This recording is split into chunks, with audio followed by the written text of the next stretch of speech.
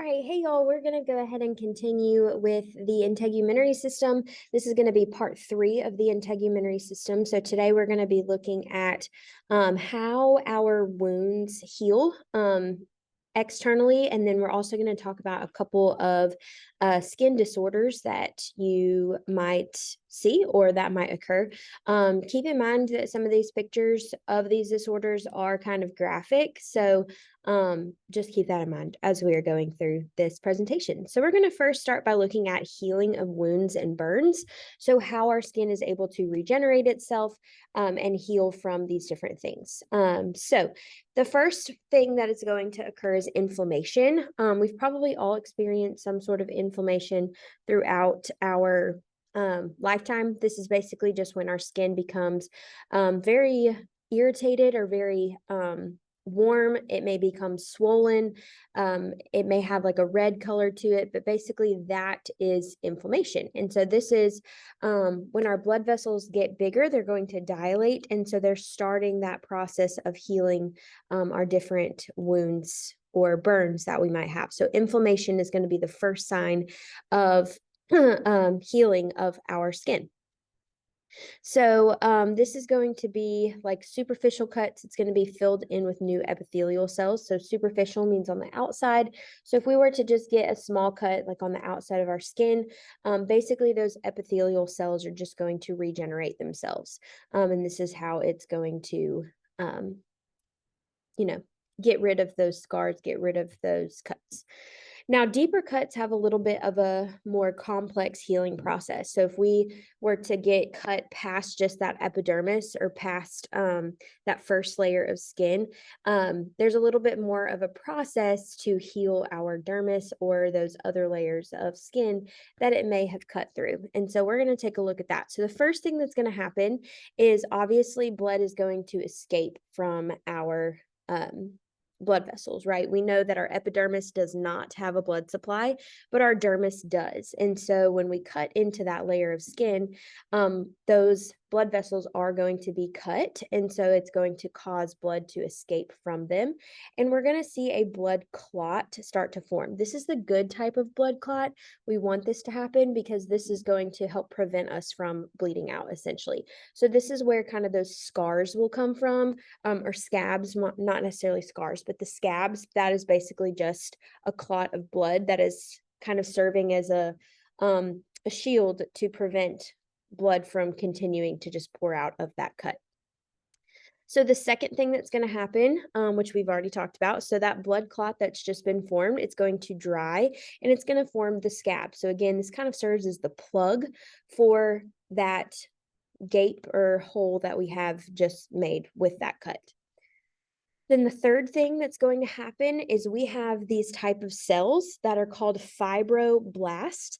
And this is basically just going to regenerate or create new skin. So that's just what that type of cell does, is they're going to create that new skin, but it's going to migrate to that area where it's been cut for the fourth step to take place, where they're going to cause new kind of connective tissue fibers to form, which is actually going to basically glue our skin back together, and eventually that scab will disappear or kind of slough off, right? That's why they tell you never to pick at your scabs. You want them to just fall off naturally, because if you pick them off too early, then this whole process has to start back over again. So these are the 4 steps to healing wounds and burns. So that blood's going to escape, a clot is going to form, fibroblasts are going to cause kind of that new tissue to be created, and then our scab's going to fall off. So I know that this is a lot, but you do kind of need to be able to identify these 4 different steps. You can simplify them like I just did, but on your test there will be a question about which of the following is a way that the skin does not regenerate itself or something like that. So we need to be able to identify these 4 different things. So we're going to move on to talking about scars. So scars are something that can be left behind when we have some type of injury.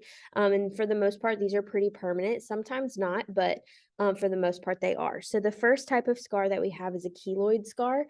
This is kind of what they look like. Sorry, I told you these pictures are going to be kind of graphic, but these are the result of an overly aggressive healing process. So that just means that the healing process had to take place pretty aggressively and pretty quickly, and they're going to result in these kind of bubbly scars that we see here.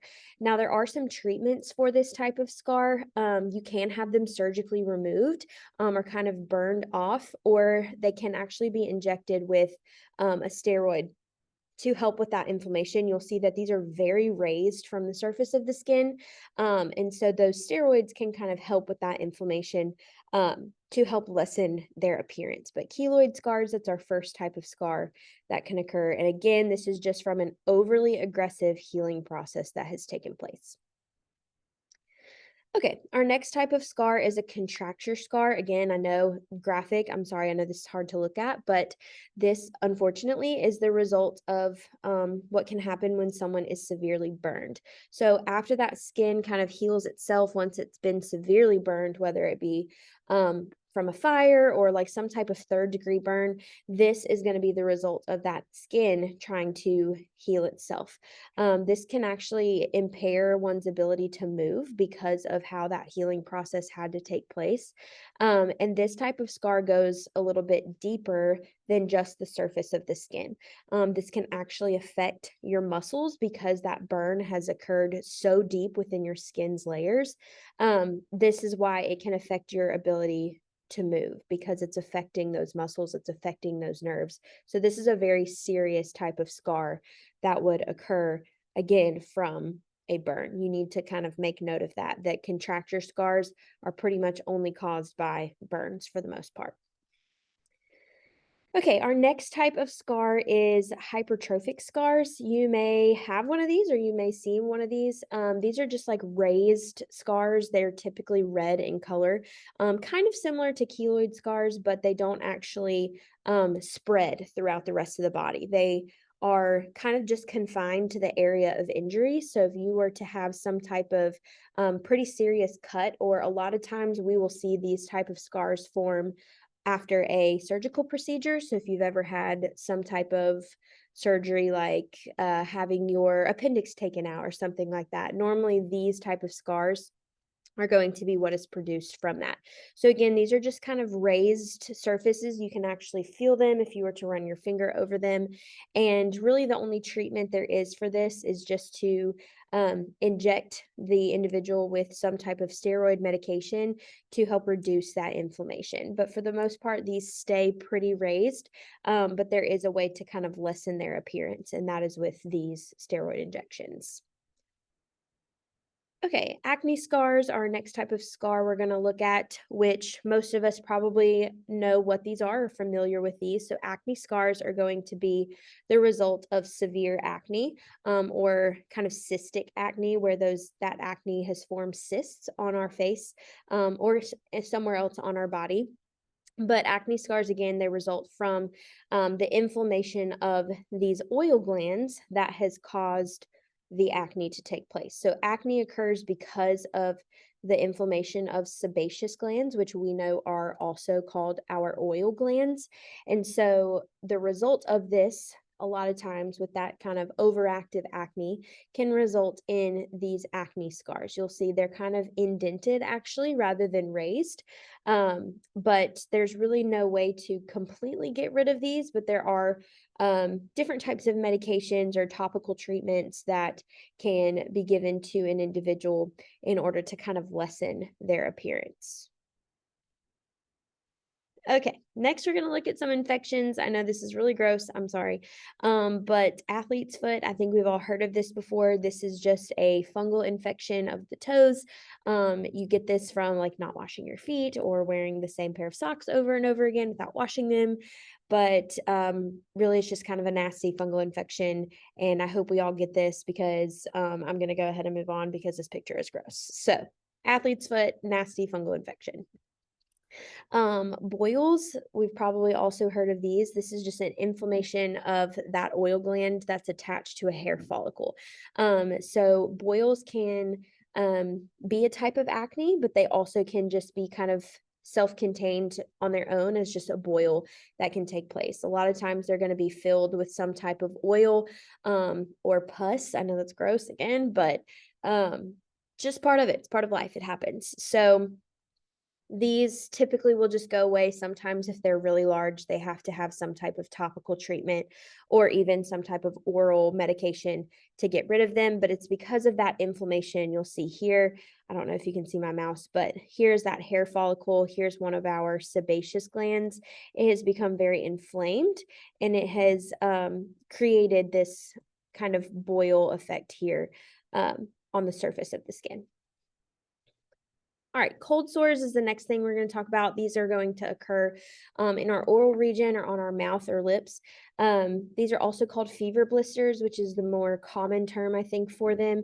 But this is basically just kind of fluid-filled blisters that appear on the surface of the lips or even on the side of the lips here. And these are caused by a number of different things, but they are actually primarily caused by the herpes virus. So it's a viral infection, but it can actually be treated with topical treatments or kind of oral medication to kind of help lessen the appearance of these. But these do occur pretty regularly for those who get them often because it is a viral infection.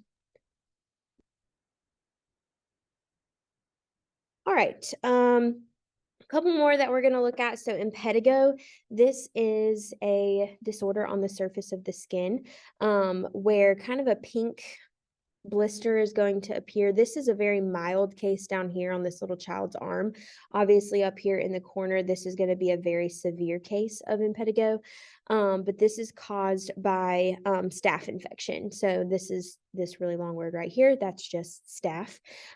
So if you were to step on a screw or have some type of bacteria that has entered into your skin, that can actually cause staph infection. And if that staph infection is not treated, then it can turn into this disease right here, this infection. So definitely want to make sure that any type of bacteria or fungus or anything that has penetrated through our skin, whether it be because you stepped on a nail or a screw or something like that, definitely need to get that checked out by a physician so that it does not turn into this, because that can be pretty bad. All right, psoriasis, you probably have heard of this as well. They have a lot of commercials for it these days because there are lots of medications to help kind of lessen the appearance of psoriasis.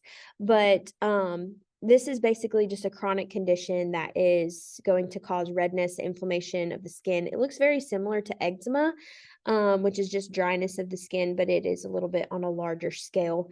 It can cause the skin to become very dry and almost look kind of scaly.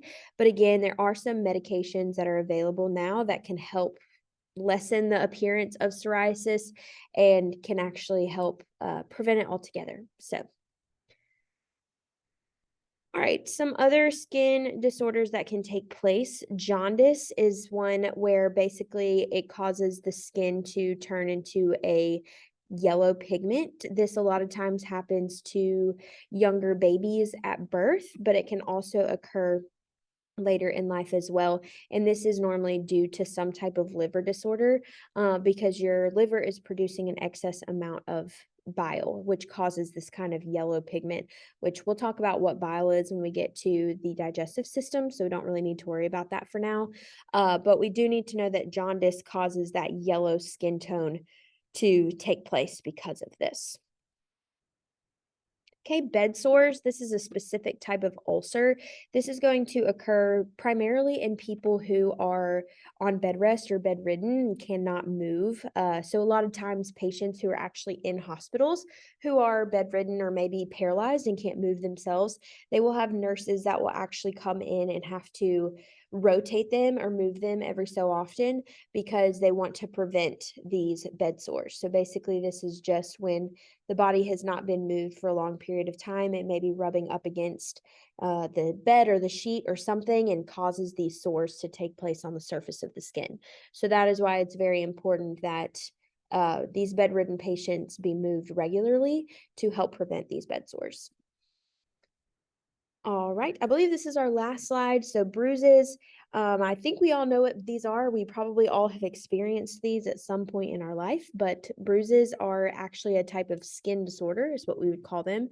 This is basically just when blood vessels have been ruptured underneath the surface of the skin, but it does not actually break through the epidermis. So, say you bumped into the corner of the table, right? It wasn't necessarily a cut. It didn't cut through the epidermis, but because of the impact, it's going to damage those blood vessels that are in the dermis underneath that first layer of skin. And so that blood escaping is going to cause this kind of black, blue, sometimes even red pigment to take place. And that's how we get bruises. For the most part, bruises heal on their own. Sometimes, if bruising occurs very easily or very often, that is actually um, a specific type of disorder that one can have, and it normally signifies a deficiency in like vitamin C, or kind of hemophilia, those sort of things. But bruises, for the most part, we all pretty much get them. Okay, and that's where we're going to stop for today. If you need to go back to fill in any of the blanks, if you missed anything, feel free to do that. If you have questions, feel free to let me know as well. But other than that, thanks for listening, guys.